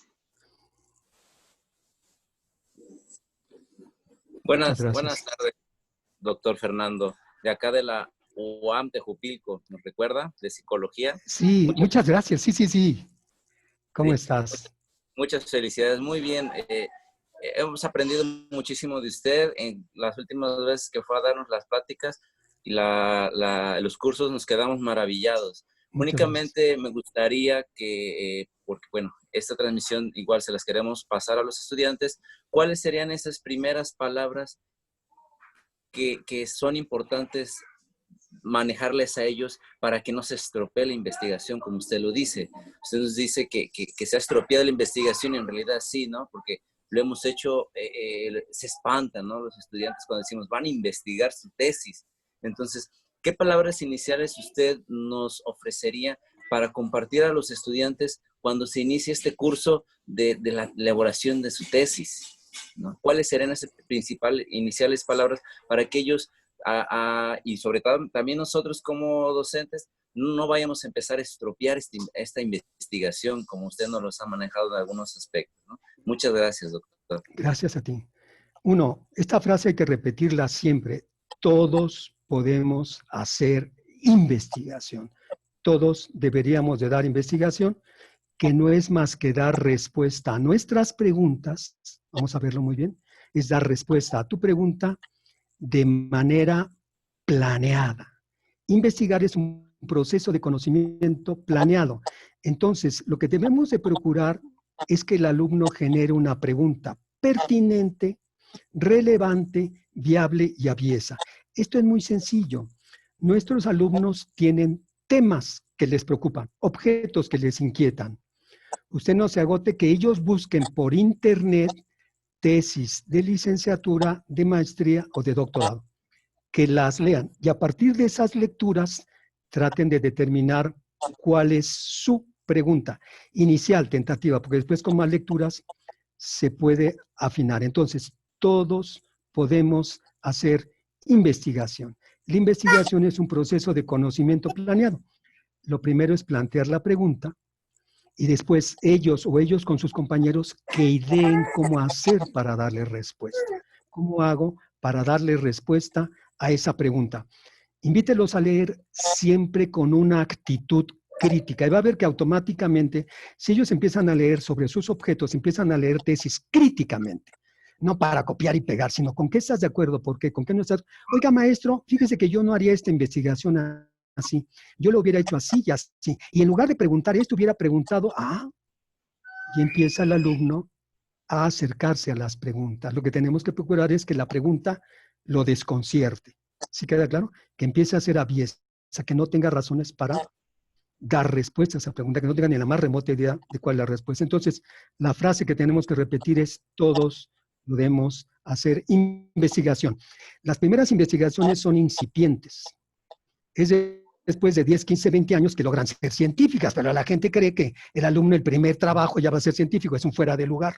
¿Se queda claro? Las primeras investigaciones son incipientes pequeñitas y esa es la que activa para que lleguen a ser científicas. Entonces, todos podemos investigar.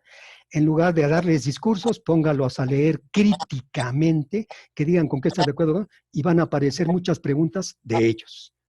o que miren su realidad críticamente, o que miren sus libros críticamente, y ellos obtendrán la pregunta. Maestro Heriberto Vargas, muchas gracias. Muchas gracias, doctor. Gracias, muchísimas gracias. Saludos, doctor. Saludos, gracias.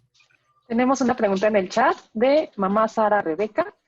Ella comenta que su tema de investigación es COVID, habilidades socioemocionales en el aula. ¿Cuál sería la mejor forma de estudiar este tema?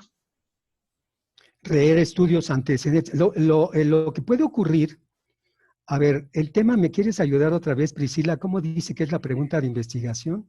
Dice, COVID, habilidades socioemocionales en el aula.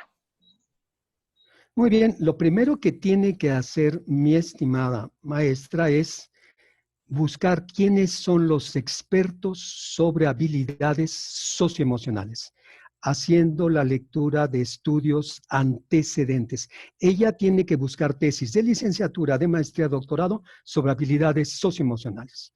A lo mejor no hay muchas, parece que es un tema un poquito muy reciente, pero busque tesis de habilidades socioemocionales para ver cómo hicieron esos trabajos de investigación. Viendo cómo lo hicieron ellos, es probable que idea cómo lo va a hacer. Entonces, primero que busque trabajos sobre habilidades socioemocionales.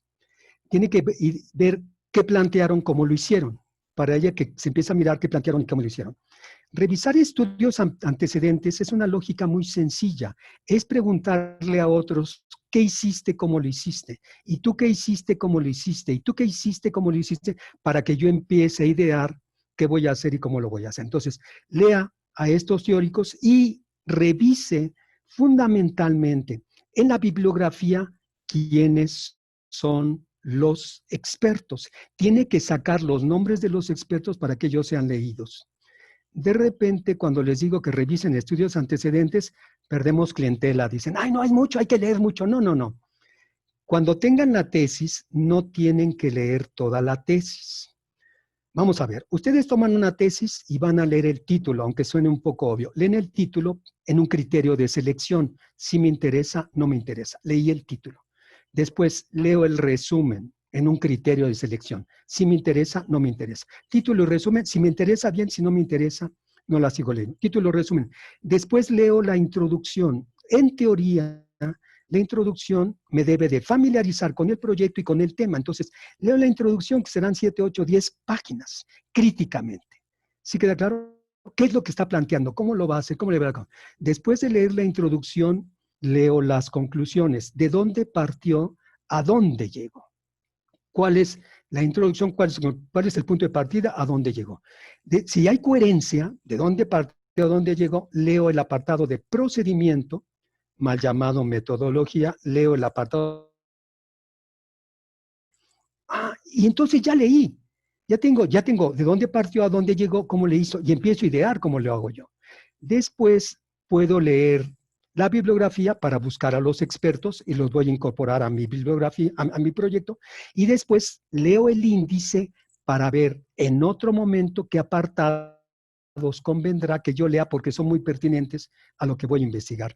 Haciendo esto de manera automática, uno empieza a idear cuál es su pregunta, cómo va a ser para darle respuestas, sabrá a quién es leer. ¿Sí queda claro? Espero haber orientado y dado respuestas. Para investigar más que leer y leer y leer y leer hasta que la muerte los separe. ¿Sí? Pero lean para dar respuesta a la pregunta, para idear la pregunta, la hipótesis, el objetivo, y luego lean para dar respuesta a la pregunta, para decir la condición de hipótesis o para resolver el objetivo. Tenemos una última pregunta de Ricardo Esaú Durán Sánchez. Buenas tardes, doctor. Buenas tardes, Ricardo. Bueno, soy alumno de la licenciatura en lenguas de parte de UAM, próximo a egresar en diciembre. Mi investigación desgraciadamente requería el contacto humano, ya que pensaba implementar un club de lectura a alumnos de secundaria, o al menos esta era mi tirada. Debo resaltar que este proceso de club de lectura es forzoso en mi investigación. Ahora, pues debido a esta pandemia, pienso que me estoy viendo obligado a cambiar mi tema o tal vez optar por una tesina para no atrasarme. En lo que llevo de mi tesis, pues no es un gran avance, pero la verdad es que sí me tomó bastante tiempo elaborarlo. Entonces, quisiera saber su opinión acerca de las investigaciones en donde se requería un contacto con los demás que no se puede lograr en línea. ¿Es prudente seguir con estas investigaciones o es mejor buscar otra opción que sea considerada más accesible? Yo digo esto porque no soy el único estudiante que requiere investigaciones de campo. Sí, bueno, eso de, uno, cuando se hace investigaciones por personas, no lo olvidemos, hay todo un bagaje de códigos éticos. Cuando trabajemos con la persona tenemos que tener el consentimiento informado. Él tiene que saber qué está pasando. Si no se está haciendo este proceso de lograr el consentimiento escrito, informado de los sujetos, ahí hay un tropiezo. Hay todo un bagaje de información ética cuando trabajamos con personas. Y ahora, si en este caso, como un club de lectura, se tiene que trabajar con un grupo de personas, aquí el que va a tener la palabra mayor es el sector salud. Si tú tienes que trabajar con un grupo de personas, las únicas condiciones que tienes que cumplir es la sana distancia y procurar todos los elementos de seguridad propios de el cubrebocas, si es necesario guantes, que el espacio esté bien ventilado, etc. Si no se puede hacer de esta manera, es obvio que no puede llevar a cabo una investigación como actualmente se está pidiendo que se dé la interacción de carácter social. Si quieres hacerlo con muchas personas, tienes que enterarte de cuáles son las condiciones y cubrirlas al máximo. Y cubrir el planteamiento ético. Si esto no puede ser, uno, existe la gran posibilidad, los grandes hombres de investigación no decían, no, es que no se puede. Un gran alumno mío, Anselmo Hernández Quirós, de esos de los que se sublevaban y no se quedaban callados, decía, no vamos a decir por qué no, vamos a decir cómo sí se puede. Entonces, me parece que uno de los grandes puede ser un alumno de lenguas que diga, ¿cómo puedo llevar a cabo un círculo de lectura o taller de lectura con sana distancia y cuidando todas las normas que me pide un sector salud? ¿Qué condiciones debo cumplir? Sería sorprendente, porque muy seguramente lo vamos a necesitar muchos meses. O como a través de estos mecanismos, medios de internet o medios tecnológicos, sí lo podemos hacer. Un gran investigador, Galileo cuando tenía 20 años, ve un péndulo y dice, ve un péndulo, ¿no? Y entonces, en la medida que se va cerrando el arco del péndulo, dice, la velocidad aumenta, disminuye o se conserva. ¿Sí? Un péndulo empieza, se va haciendo más pequeño, y él se pregunta cuando tenía 20 o 21 años, ¿la velocidad aumenta, disminuye o se conserva? Y hace muchos experimentos para determinar, en su momento él consideraba que la velocidad se conservaba. No tenía reloj Galileo. Lo que tenía eran unas grandes ganas de querer saber. Entonces, si nuestros alumnos tienen grandes ganas de querer saber y hacer su investigación, en este momento tienen que cuidar el plano ético y el plano de salud, y idear con esas grandes capacidades que tienen, cómo sí se puede hacer la investigación. No, ¿por qué no? O hacerlo usando estos medios de Internet. Quiero subrayar, cuando se trabaja con seres humanos, tenemos que tener un consentimiento informado. Él tiene que lograr un consentimiento. Nosotros tenemos que lograr un consentimiento informado de que él está consciente de qué está haciendo y cuáles son los riesgos y de qué se trata. Muchas gracias, Ricardo. Sí, muchas gracias, doctor. Doctor, tenemos 2 preguntas más. ¿Le parece que contestamos estas y cerramos? Con mucho gusto, con mucho gusto. Bueno, y una de carácter general. Preguntan varios que dónde pueden conseguir el libro. Muchas gracias, sí. Ese libro es de Editorial Limusa. El libro se llama La tesis, el trabajo de tesis. En la perspectiva, gracias por la pregunta, cuantitativa. En la perspectiva cualitativa y en la perspectiva tecnológica. Es completamente falso que solo hay cuantitativo y cualitativo. En el mismo libro explico que es completamente falso que haya mixto. No existen métodos mixtos. Este es de Editorial Limusa. Me parece que en cualquier librería que sea de Limusa, que tenga libros de Limusa, si no lo tiene en el momento, se puede pedir. Y si no, habrá que entrar a la página de Limusa para preguntar cómo se está haciendo ahora, ¿no? Alguien me habló de que consiguió el libro. Lo siento, yo no soy muy bueno para estas cosas de Internet. Seguramente por Internet también se puede conseguir. Muchas gracias, Priscila, muchas gracias. Entonces tenemos 2 preguntas más, con mucho gusto. Exacto. Vamos con la pregunta de Lili Luna del chat. Dice, ¿pudiera brevemente explicar las diferencias principales entre tesis y tesina? Y de Muy estas, bien. ¿cuál es la que mejor recomienda para realizar el trabajo de investigación? Muchas gracias, Liliana. Tesis y tesina. Sí, es muy interesante. La palabra tesis, mucho cuidado, viene del campo de la lógica. Desde Aristóteles ya existe la palabra tesis. Pasó por otros grandes teóricos, no me voy a enrollarme ahora porque estoy bueno para enrollarme, pero la palabra tesis después da a la palabra antítesis y a la palabra síntesis da lugar. Y actualmente llega con nosotros en la tesis. Entonces, desde el campo de la lógica, desde su origen, la tesis es una proposición. Una proposición es un enunciado que se puede constatar en lo teórico o en lo empírico. Es decir, si yo digo, los alumnos tienen serios problemas de redacción, podemos ir de manera empírica a constatarlo.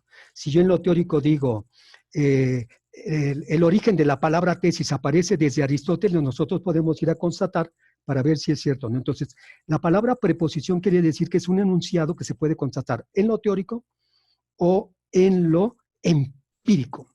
Esta palabra tesis, proposición propia, tiene que ser tuya. Es mi tesis, o la tesis de Galileo, o la tesis de Stephen Hawking, o la tesis de Darwin. Entonces, la tesis es una proposición, un enunciado mío, propio, respecto de un asunto controvertible, respecto de algo que se presta a discusión. ¿Cómo debemos educar? ¿Cómo combatir el COVID? ¿Qué son las competencias? Entonces, una tesis es una proposición propia respecto de un asunto que se preste a discusión.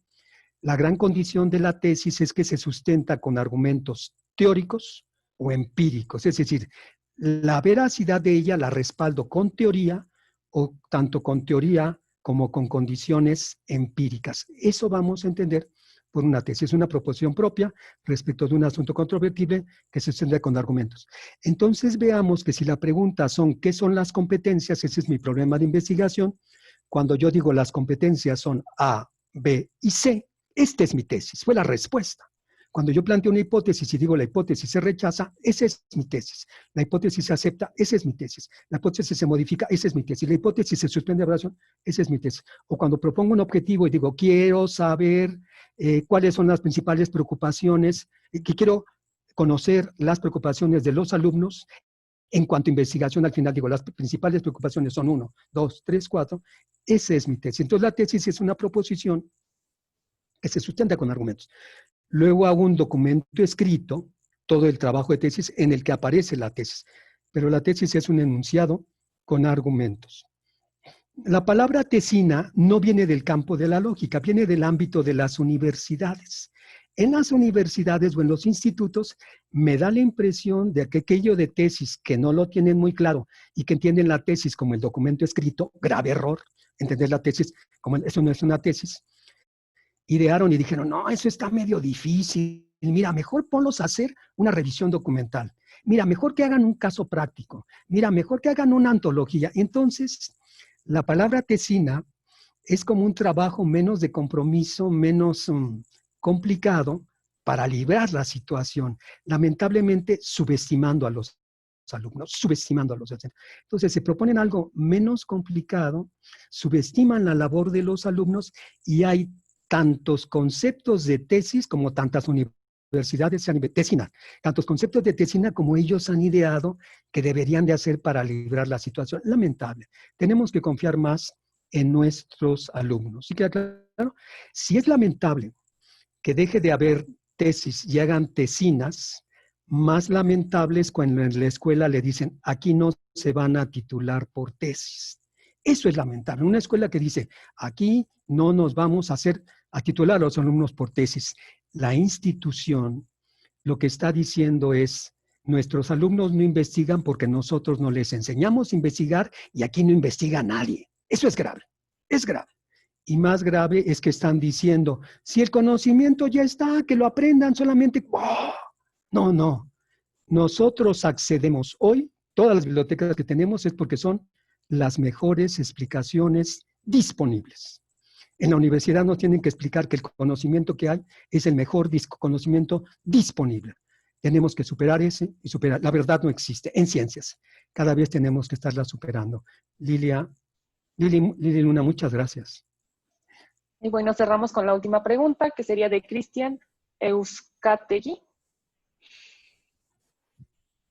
Gracias, muy buenas tardes, doctor Fernando. Cristian Euskategui, soy director de la Maestría en Gestión del Riesgo de la Escuela de Ingenieros Militares en Colombia.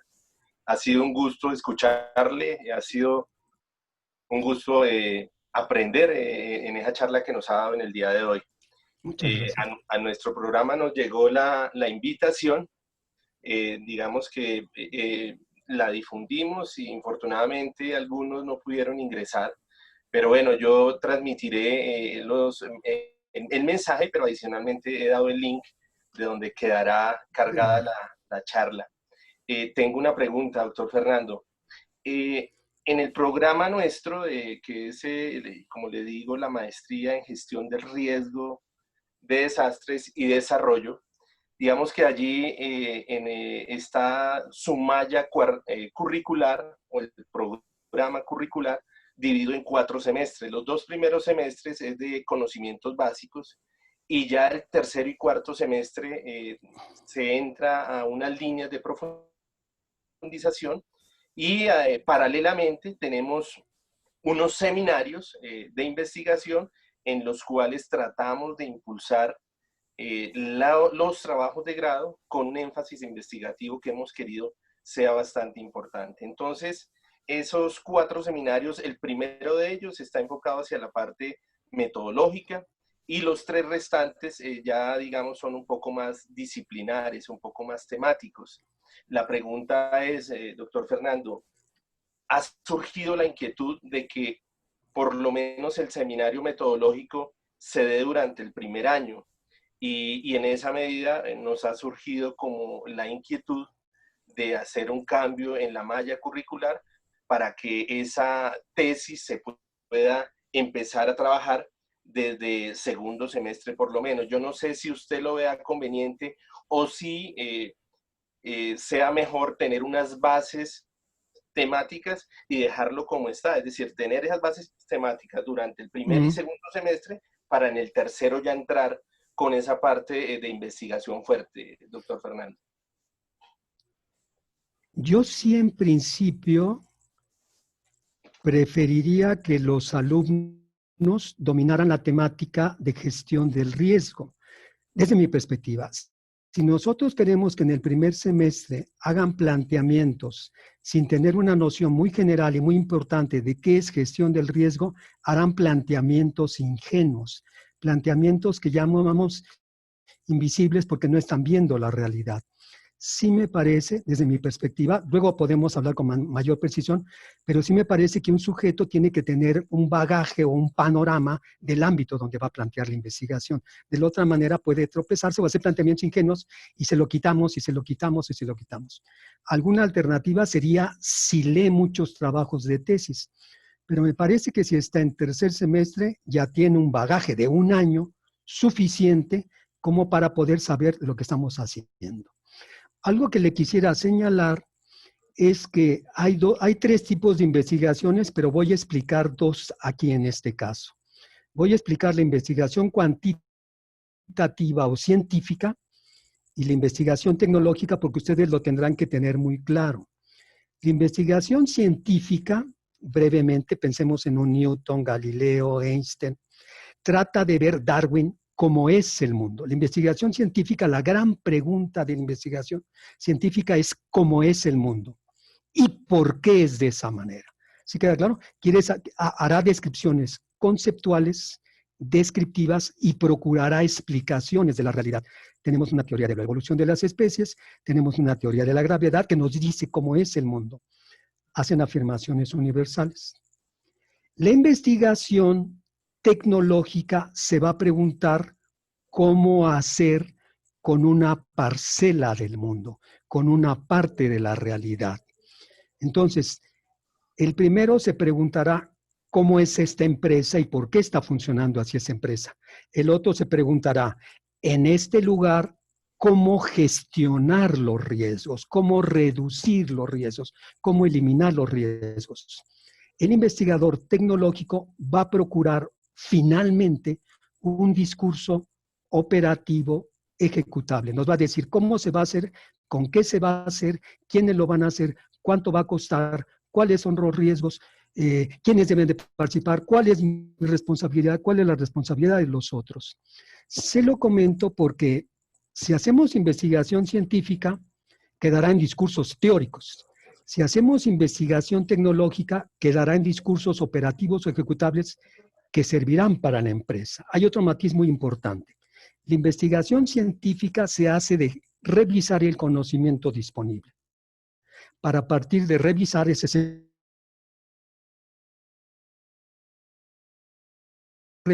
cuál es la pregunta. Se va a generar un diagnóstico. Sus alumnos van a hacer tesis de carácter tecnológico. Cuando lleguen a la empresa no van a investigar lo que se les pegue la gana. No.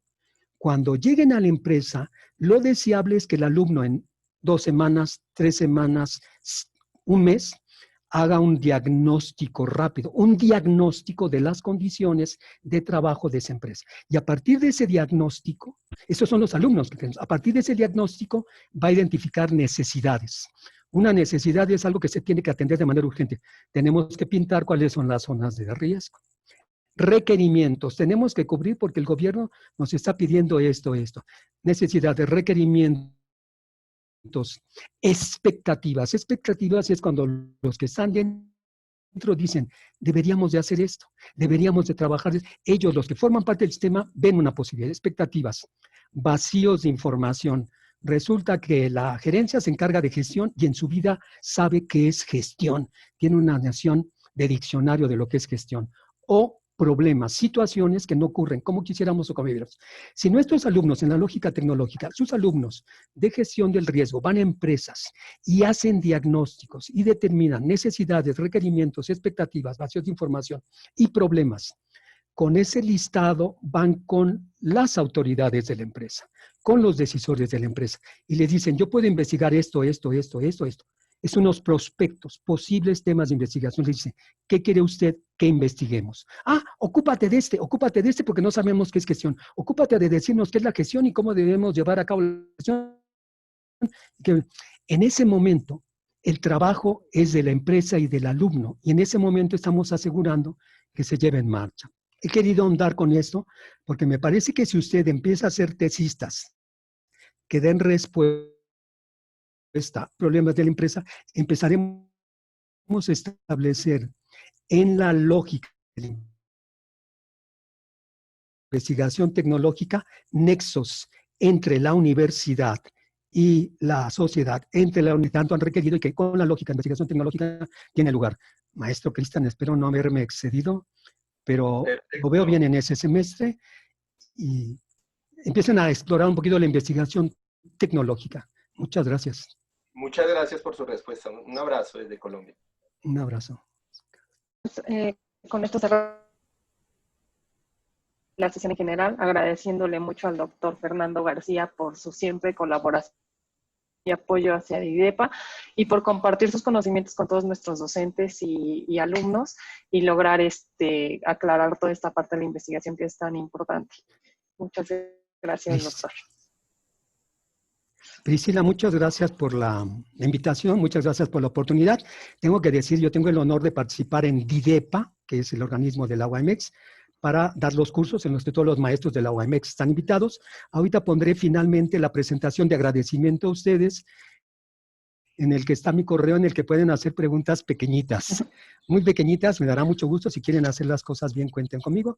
Preguntas pequeñitas, no me vayan a mandar su proyecto para ver si está bien, porque no tendré tiempo. Lo quisiera hacer con mucho gusto, pero no tendré tiempo. Pero voy a poner preguntas pequeñitas, bien bonitas, con mucho gusto. Quedamos en de manera general, les quisiera comentar ya para cerrar, bueno, le manda sus saludos la maestra Leticia Ibarra Jardón, agradeciéndole de igual manera su apoyo, y comentarles que en DIDEPA seguiremos haciendo actividades virtuales, tanto estas pequeñas que son de 1 a 2 horas, pero también ya vamos a estar implementando cursos que incluyan clases virtuales, la mitad del curso clase virtual, la mitad en plataforma, para que sea la interacción un poco más cercana con los alumnos.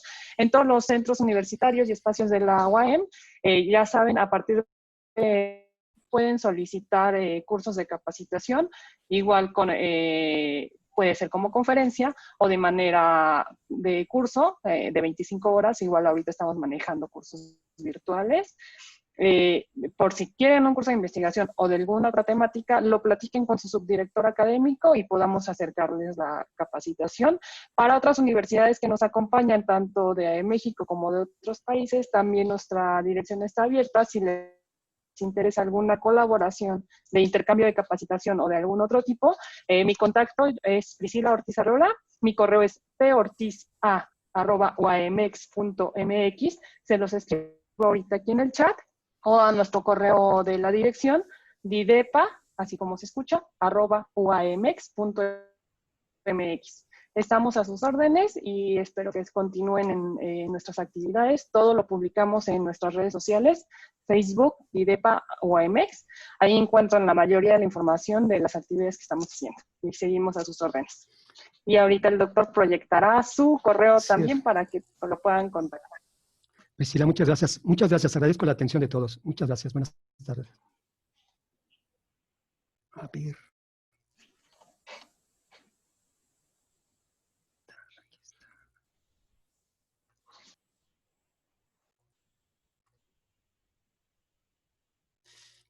Ay.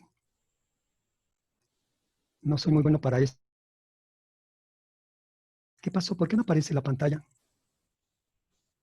Ah, aquí ya está. Ya. De cualquier forma, también voy a poner su correo, doctor, sí, en el chat. Porque ya no sé cómo es. Lo siento. Pongo el correo del doctor Fernando en el chat. No estoy muy experto en eso. fgarciac, ¿no? fgarciac@hotmail.com. Muchas gracias a todos. Estamos.